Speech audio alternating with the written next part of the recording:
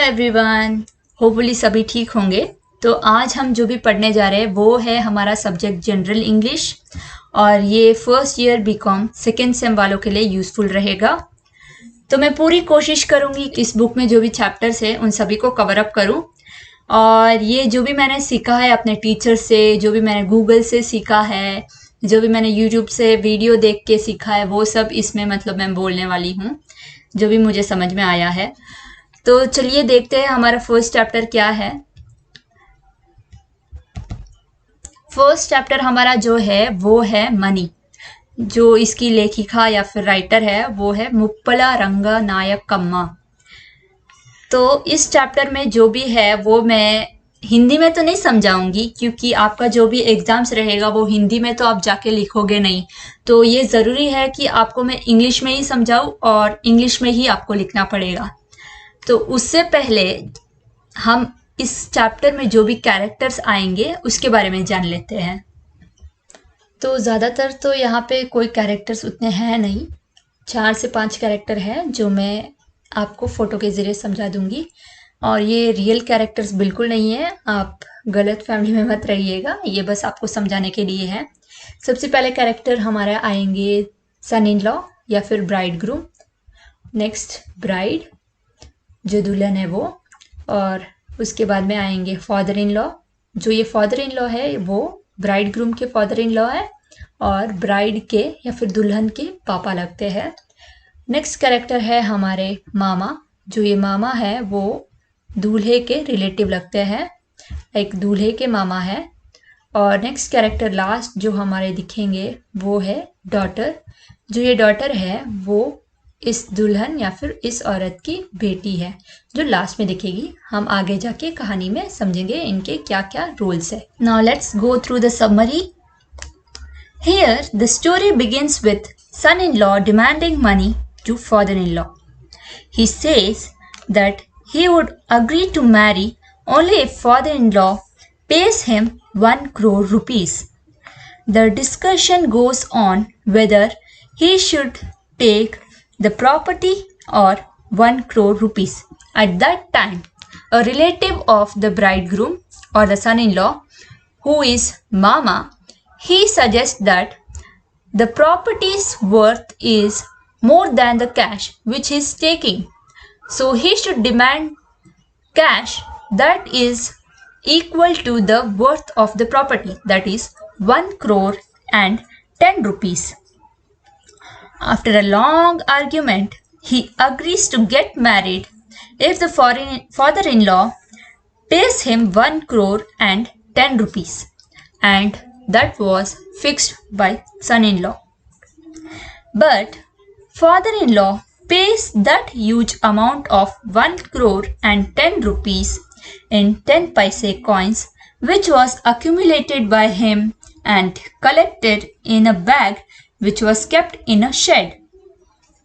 He gives the key to his daughter, and by seeing this, son-in-law was very excited as he would receive such a huge amount.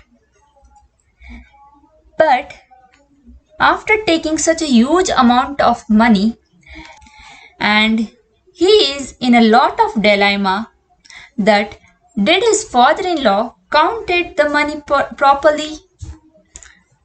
Who has counted them? If the workers have counted them, then did they count it properly?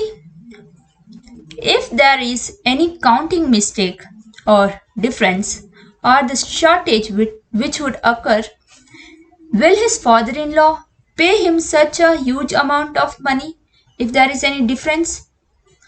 There were many such questions which was arising in his mind. The difference of money was agreed to pay by father-in-law. So this gave him a relief. He agrees to get married to daughter-in-law or the daughter of his father-in-law. Now immediately after getting married and after the wedding ceremony, the bridegroom, when he saw the keys in his father-in-law's hand, which he was going to handle to his daughter, he takes the initiative to keep the key with himself. Once he got the key in his hand, he rushes to the shed house with his fine wedding clothes. So whatever cloth he is wearing, after getting the keys, he rushes towards the shed where father-in-law kept such a huge amount of money. So he rushes towards the shed and started counting money. This is just for a imagination, not a real shed which is said in that story, but still visually you will understand more. So let us assume that this is shed and there are many bags in which there is 10 paise coins, and son-in-law enters the shed and he started counting money. He counts and counts where he lived in the world of coins. And if he misses his counting in between, he begins with his count again from the first bag. The real world disappeared from his sight. Sun rises, moon rises, full moons, no moons, seasons, years, and all nature vanished in the luster of coins. The wheel of time moved on, and 24 years passed after he finished his counting. And then he comes out of this luster of coins. After he counts the money, there he sees there are two women who appeared in front of him. So let us see who are those. Here, one woman is around 45 years and another who resembles like the 45 years woman. So basically we would say that this is the daughter and this is the mother. Then he realizes and asks the woman, wasn't she one whom he got married? So this mother is questioned by the bridegroom, that wasn't she the same woman whom he got married? The woman says, yes, she was the one who got married to him. That was 24 years ago. So 24 years passed away. Then she continues that he was busy counting the coins without any distraction. She came several times to bring him out of this world of coins, but he didn't listen, and she waited for 2 years, but he didn't give her a response. Instead, he shouted at her, saying, go away. He might lose his count if she comes near and starts speaking to him.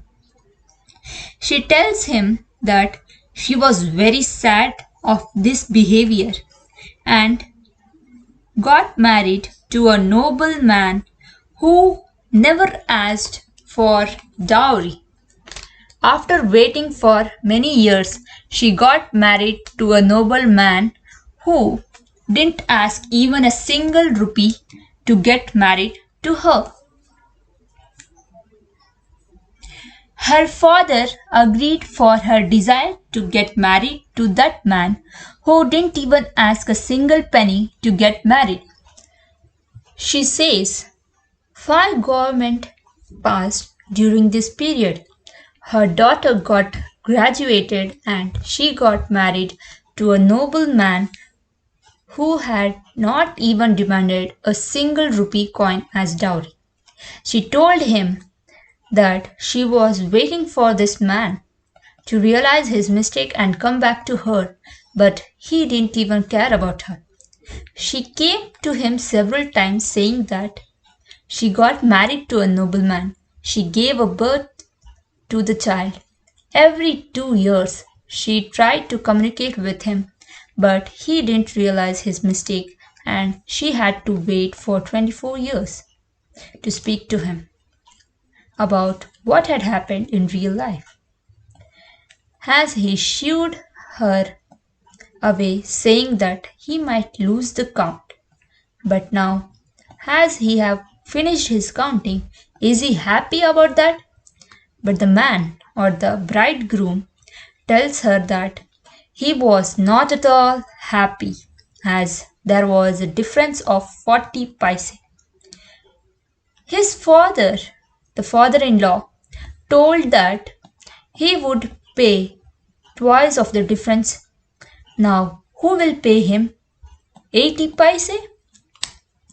After having known that the father-in-law have passed away in these 24 years of time, the son-in-law is still obsessed with money.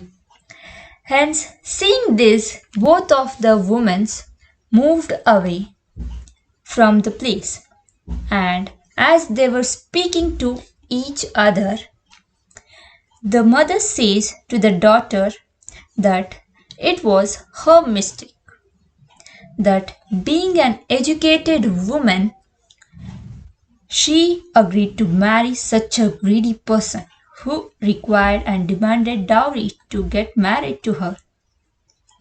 The daughter replies that, "Mother, you have learnt your lesson. Now it's the person's time to learn a lesson." She says that it is the property which brings the problem in the life of human beings.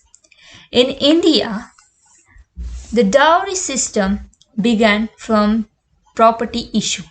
It has been only few decades that the property rights have changed and the amendment has taken place. Earlier, no woman had a property right, so during those days, in a family where there's a property division taking place, the girl child of the family never received any property. So since they didn't owe any property portion, the father of the wealthy family would give a portion of money as gift to the girl child during her marriage. Thus, the custom of dowry begin here. The dowry problem in reality is an issue of property problem. The mother says that dowry is deadly as sati, imprisonment, and suicides. By this, the conversation between the mother and daughter ends. The author Ranganayaka Muppala says that mania for money can't buy the happiness, time, and love, and also it never saves the time. And this is what the chapter is all about. Now I end the chapter here, and I hope I was able to make you understand the base of this chapter, and also recommend you to read the text once so that you get a clear-cut idea about the chapter, which is Money, written by Muppala Ranganayakama. If you like the video, please share it and subscribe it. And thank you so much for your time. I end this video here.